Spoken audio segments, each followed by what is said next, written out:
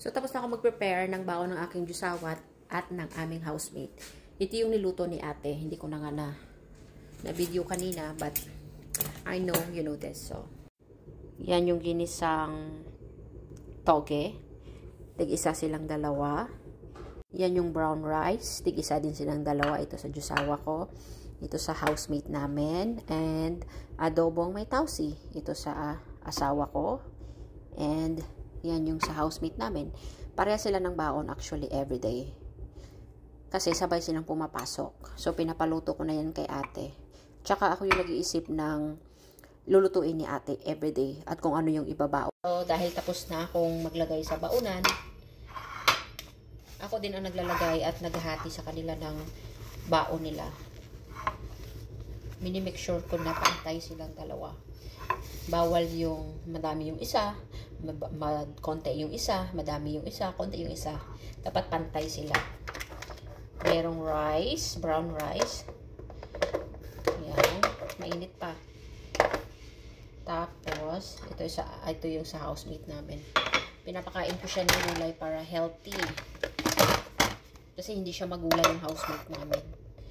Kaya, kailangan niyang kumain ng gulay para mahaba ang buhay.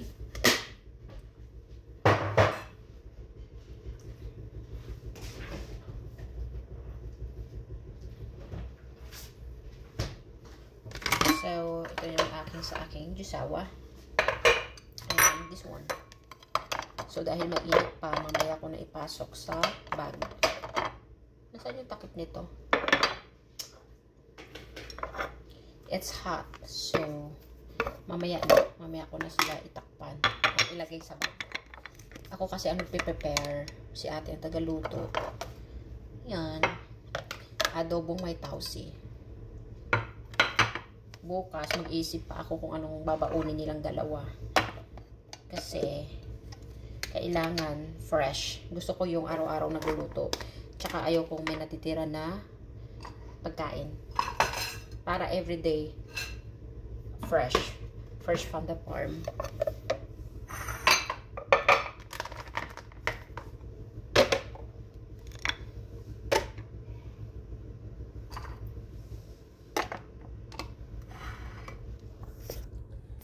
Okay.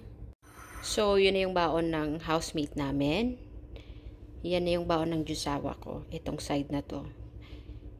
Pinapalamig ko lang kasi hot pa siya. So, and of course, ako na maglalagay sa mga baonan nila.